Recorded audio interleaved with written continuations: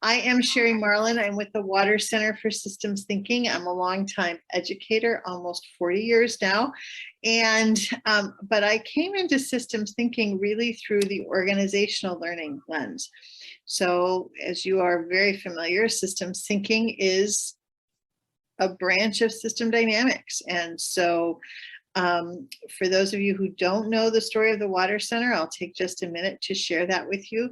Gordon Brown, Professor Emeritus of System Dynamics from MIT, was what we called a snowbird. And a snowbird is someone who lives in the Northeast. In Gordon's case, that was Boston, and chose to spend his winters in Arizona because they are much warmer and much milder. And so upon his retirement, he was spending winters in Arizona, and he walked onto the campus of one of our middle schools. And Gordon basically said to the principal, who this was an innovative school, they were an Apple school of the future. And he said, I think middle school students could do much the same work that our graduate students do at MIT. And so Gordon began to share those ideas. He said, I have a friend, his name is Mr. Waters. I think he would be interested in helping make this happen. So Jim, again, if you don't know our story, Jim was a scientist and an entrepreneur. He patented the processes of liquid chromatography, was very successful as a scientist in instrumentation.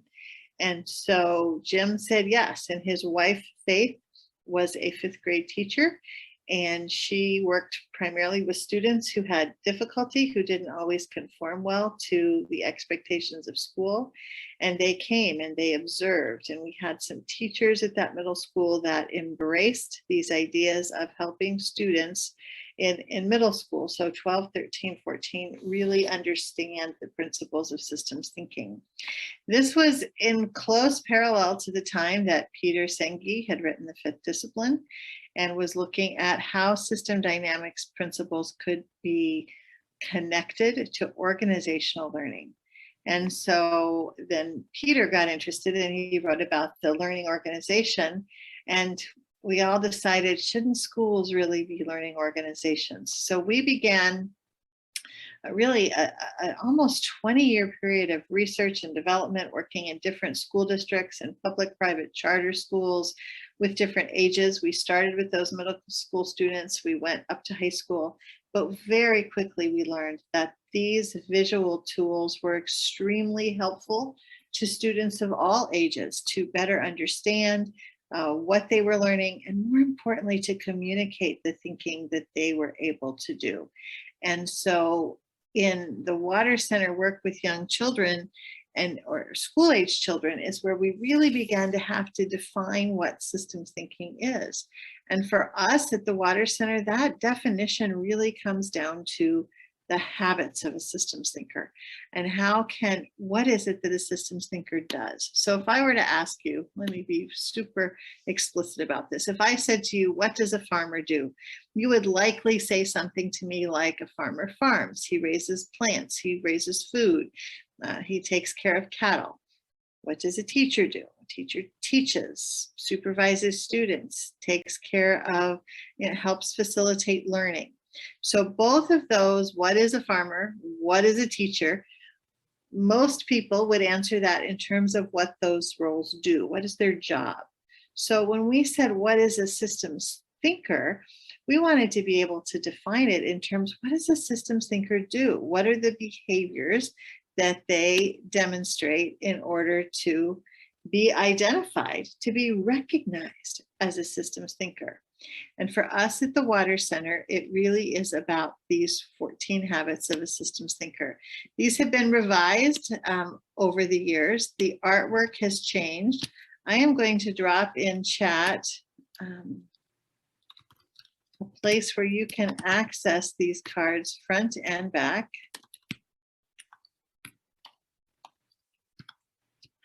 This is our website.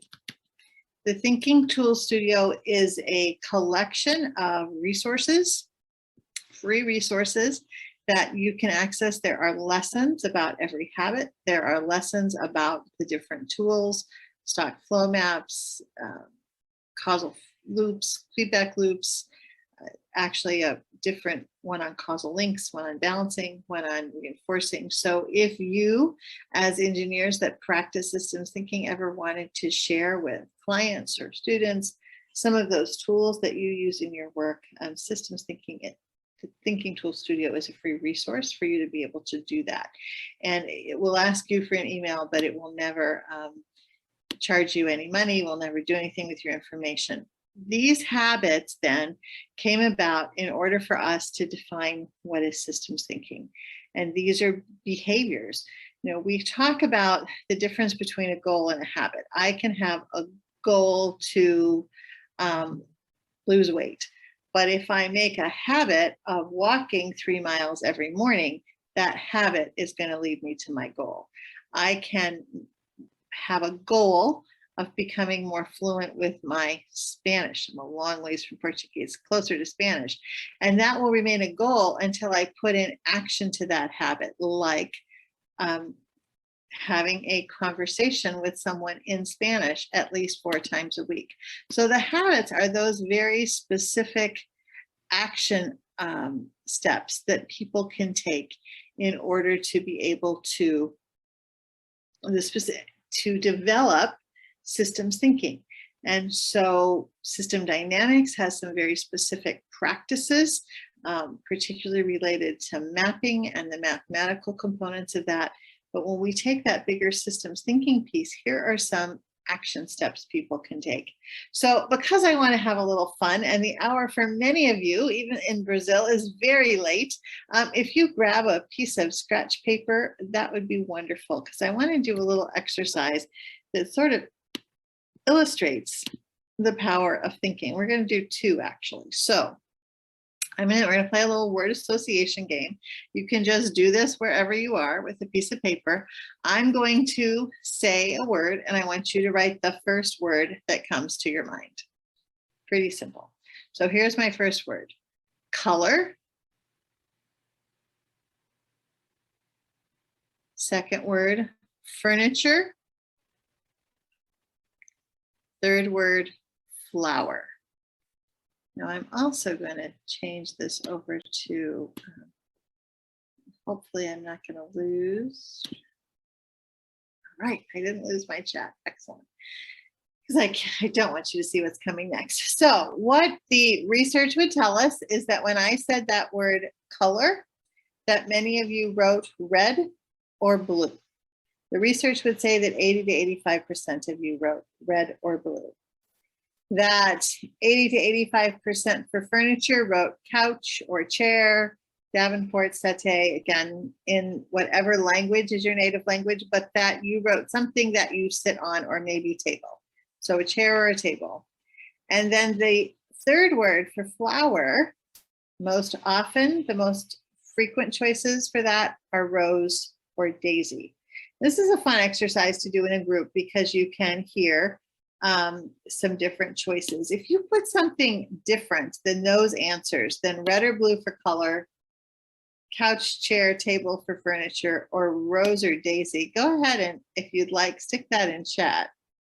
100%, Stefan, excellent. Purple, bed, and tulips. Okay, so Natalia, and that's a great example. So we had one person for whom it was exact and one person for whom it was different. And so in systems thinking, when we talk about these habits and we talk about mind grooving, neuroscientists tell us that our brains are pretty conditioned to think in terms of patterns. That's why these responses tend to be so consistent. It tends to be so high because we think in specific ways. But Natalie sort of illustrated that sometimes we can get out of those patterns and we can think in new ways. We can take in new information. One more quick exercise. So I'm going to show you a slide for 7 seconds. I don't want you to write anything when that slide is up. I'm going to go to a blank slide, and then I want you to, I'm going to give you about 10 or 12 seconds to write as many of the words from the first slide as you can. Show you a slide, no writing. And again, be really easy. No, got to really use an honor system here. Okay, there's 10 words, 7 seconds.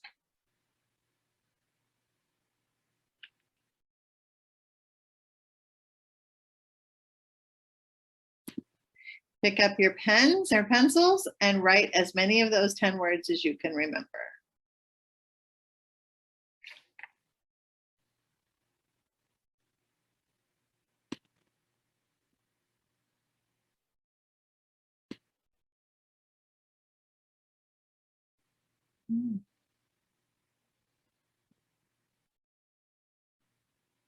Okay, pencils down, score. How many of 10 did you get?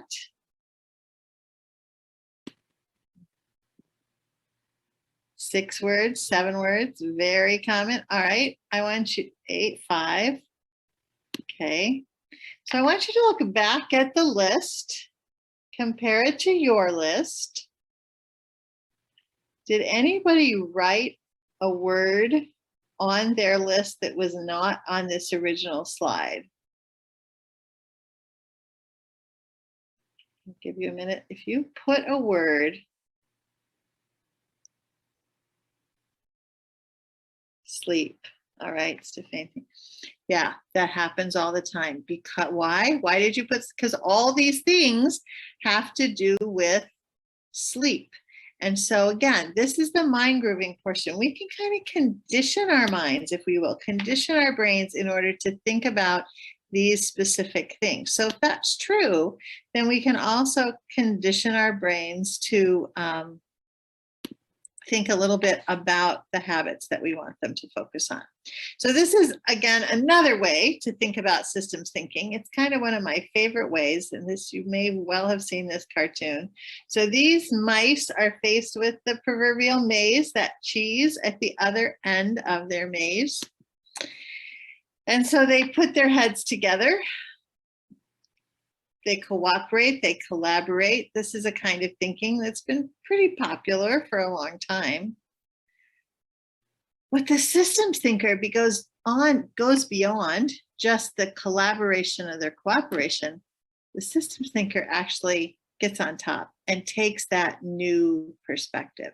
So that's one of my favorite frequent definitions of systems thinking is a vantage point from which we see a whole web of relationships and how those relationships change over time. So when we think about systems, we really like to, in systems thinking, we frequently define the characteristics of systems as being parts, relationships, or interdependencies, dynamics, those things, that change over time.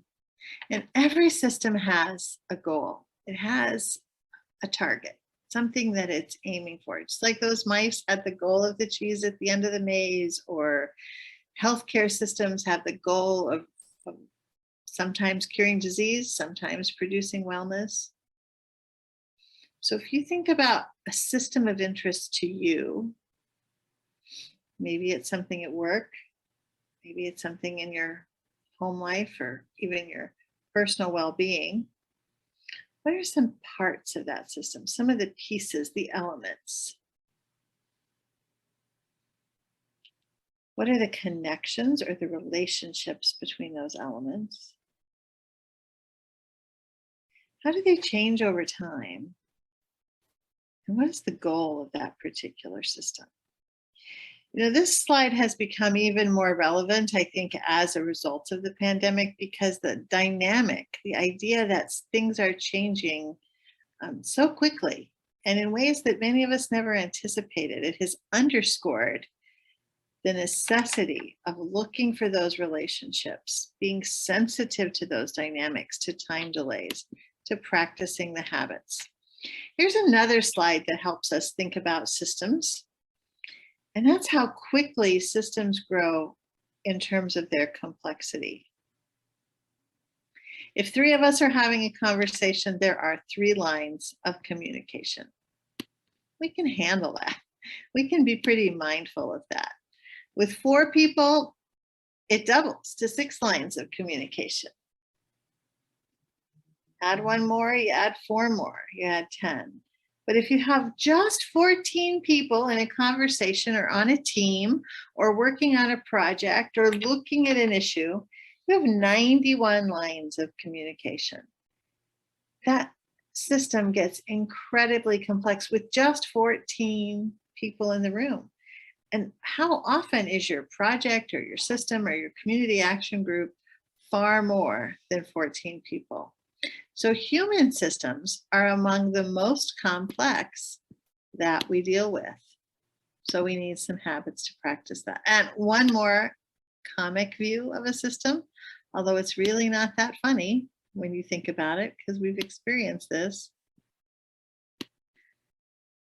So the gentlemen at the top of that boat say, sure glad the hole isn't in our end, as the 2 gentlemen at the other side of the boat furiously bail water out of the boat. But you can see, after the time delay, what's going to happen. That boat's going to sink, and those guys that are so smug and content that this problem isn't theirs are going to be just as wet and swimming just as fast at the people at the bottom of the boat. So at the Water Center, we strongly advocate practicing the habits of systems thinkers so we don't take this short-sighted view of systems. Another one of our favorite quotes, our favorite ideas, is this one from Paul Blandin. Every system is perfectly designed to get the results that it's getting.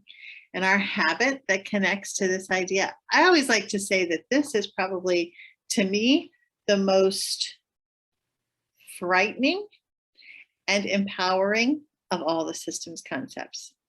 It's frightening because if this is true and I'm not getting the results that I desire, then whose control is that in to make those changes? That's within my control. I can make those changes and I can adjust things so that I get the results that I desire. But on the other hand, if I'm not getting the results that I desire, whose responsibility is it? It's mine. At the end of the day, I am responsible. So it's both empowering and frightening to recognize this principle. So we took this important systems principle and we said a systems thinker recognizes that a system structure generates its behavior. And this illustration simply says that you have a kite and you have a pinwheel. They're made out of very similar materials, paper, string, maybe a light piece, a stick, something for support.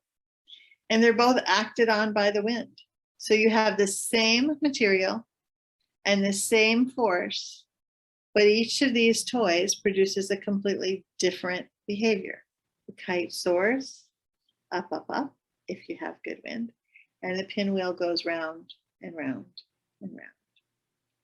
So it's the structure, it's the way that kite is built, it's the way that pinwheel is shaped that determines the behavior of the system, not the materials, not even what's happening around it, because the wind is happening around both of those toys, but their behavior is very different. So that's why we created these habits, because we can illustrate these important systems concepts through our illustrations, through our ideas. On the back of each habits card, which again, you can access online, you see that there's a definition. A systems thinker focuses on the system structure and avoids blaming when things go wrong.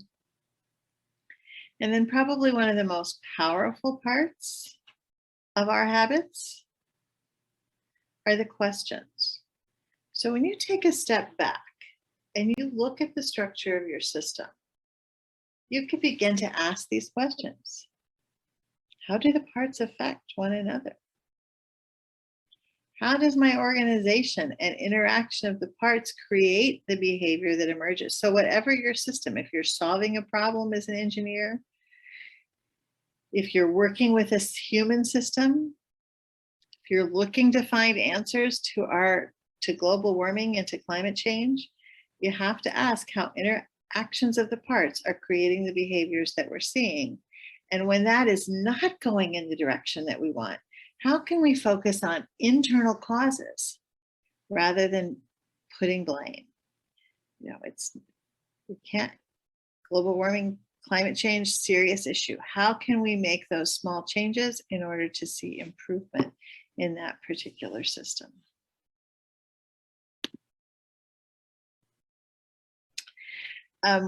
When referencing our habits, we use the iceberg as a metaphor.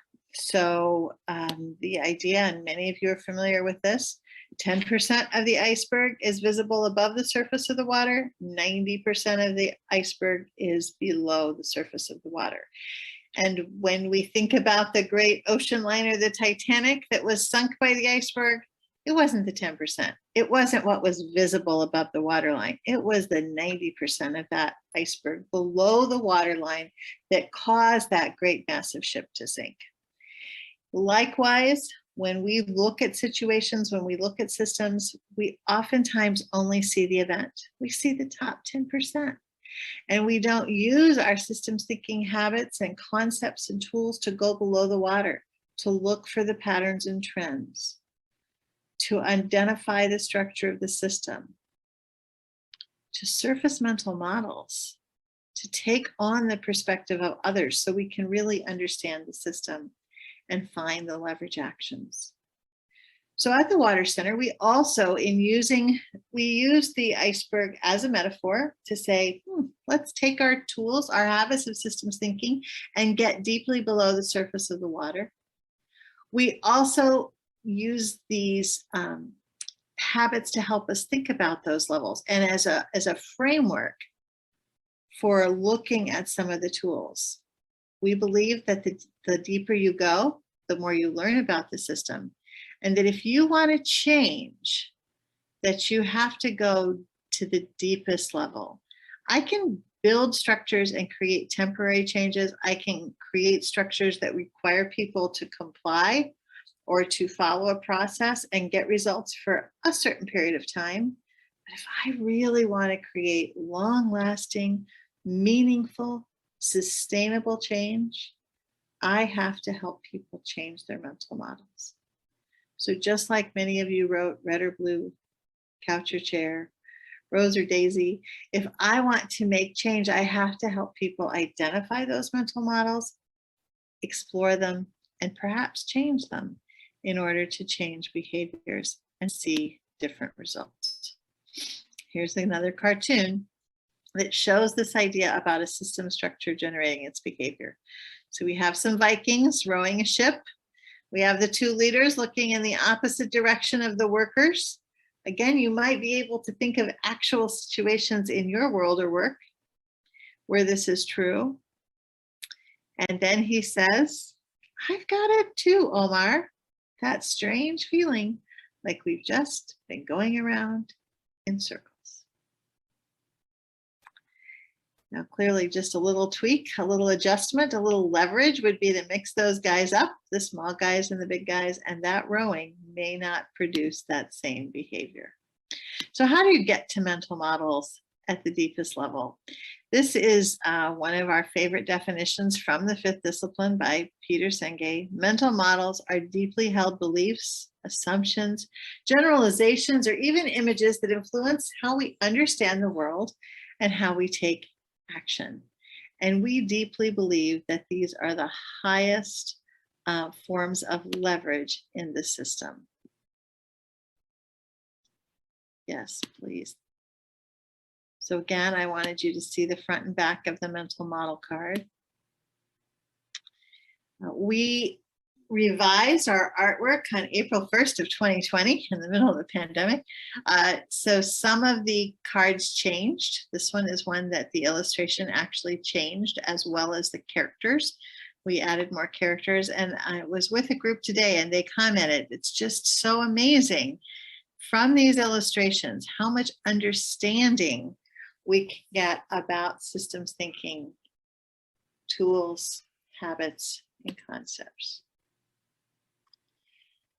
So when we think about the habits of systems thinkers and we work at this deepest level of change, of leverage, the mental model level, again, I think these questions are really important to ask. And whatever you identify as your system of interest, whatever you're thinking about, to really examine how current mental models are advancing or hindering our efforts. Sometimes it's our own mental models that get in our way. We don't recognize, I think sometimes for educators, we have to point out that sometimes they are not even aware of the capacity, the capabilities of their students. They place limitations on them based on their own mental models, and those can be erroneous, but they can hinder their effort to achieve a desired result. Do we give people a real opportunity to share their mental models, to surface those ideas?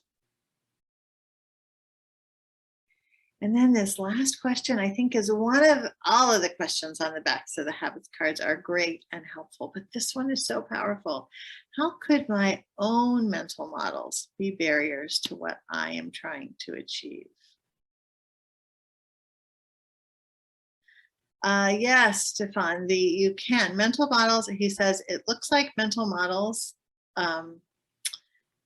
concept is linked to cognitive bias. It certainly can be.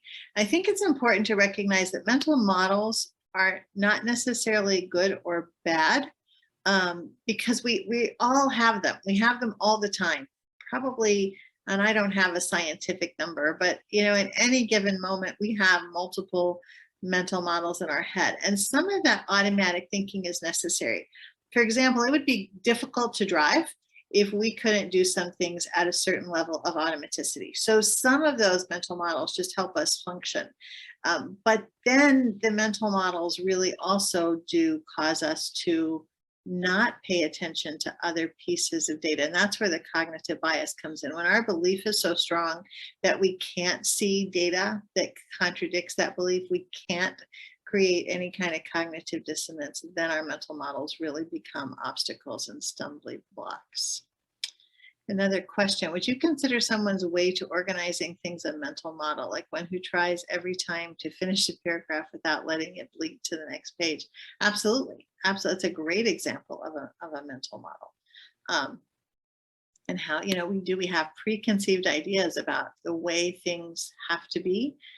And sometimes that's true and sometimes they don't. That really reminds me of it was an old joke from my Italian grandmother about why do you break the leg of the lamb every time you put it in the pan when you go to cook it? And the mother said, I don't know. And she asked her mother, and she said, I don't know. And she asked her mother, and she said, because I didn't have a big enough pan. So it had nothing to do with how the lamb came out, but it really was a mental model that was passed down for generations that when you go to put this lamb in the pan, you have to break the leg. Well, no, not if the pan is big enough. And so, some ideas really need to be challenged and those assumptions need to be tested.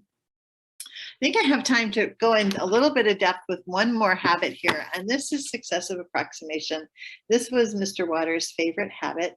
A systems thinker checks results and changes actions if needed, successive approximation. And Jim used to always tell us that he was successful, and he was very successful as a businessman, as a scientist, because he made mistakes faster than other people. And he practiced successive approximation. He believed in this habit. And I think it's, again, you've got questions. What indicators are we paying attention to? When we change, how long do we stick with the change? How do we monitor it? What are the success indicators that we're looking for? And there's a pretty common business cycle for this, that idea about some of them, people call it plan, do, act, but the idea that you design a plan, you implement it, you assess it, you improve it, you design a new plan. Guys, that sounds like engineering. That's why I had to share this with the INCOSE group, because this is what you do every day. And it really can translate into an important habit, an important way to think about your thinking. So an example I like to use is the idea of seatbelts or driver safety. So seatbelts actually predated the 1950s. Some records I find go back as far as 1920.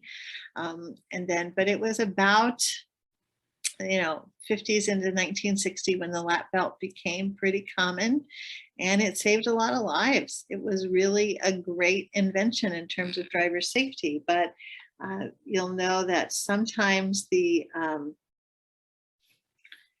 that seatbelt, that hinge belt just right across the waist, caused some whiplash. It caused some internal damage and internal bleeding. So engineers got together. They created the shoulder belts. They practiced successive approximation. The shoulder belt was able to save lives and do less physical damage in some types of accidents. And then they added airbags.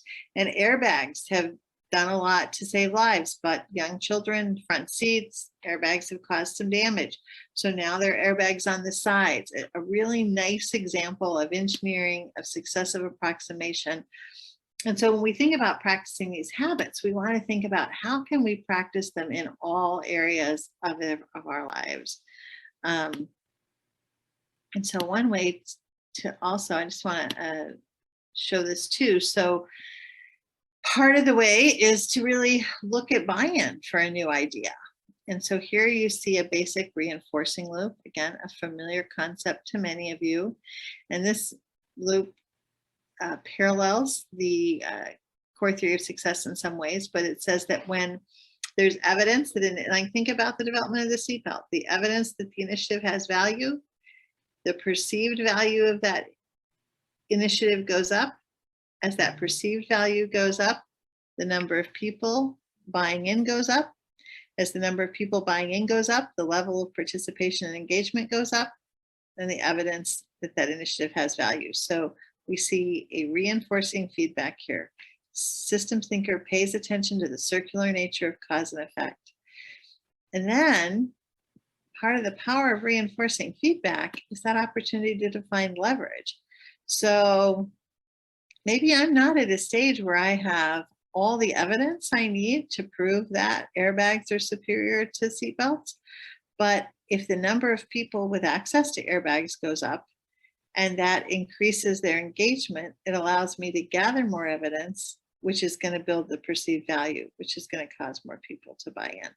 So these habits can be really helpful as we think about change, as we think about helping people not only surface their mental models, but accept evidence and find information that they are looking for. So another kind of is my final idea here as we talk about practicing the habits. So please, begin to submit those questions to Q&A. In the book that was mentioned at the beginning about the habit forming guide to becoming a systems thinker, which I was pleased to help author with my friend and colleague, Dr. Tracy Benson. We said, when you think about practicing the habits, we want people to begin to become systems thinkers, not just at work, but personal well-being. And so our book and the lessons on the Thinking Tool Studio show how these habits connect to all 5 of these systems. Personal well-being, there's examples from the workplace, from teams, some that I shared with you tonight. How do you build these habits into the engineering cycle? They're community examples. When we look, some of the original intent of system dynamics was how many highways are we going to need as we put in cities? So community examples. How can we use the habits to better take care of our communities and make plans and bring people together? In our families, there are great, considers an issue fully and resist the urge to come to a quick conclusion. How many times as a parent have you needed to practice that habit? Your child asks for something, our knee-jerk reaction is to say no, and then they give us all the reasons that they should be allowed to do it, and we have to reconsider. Wouldn't it be better if we had paused, considered that issue fully, and answered in a different way? And then examples from our school and our school system.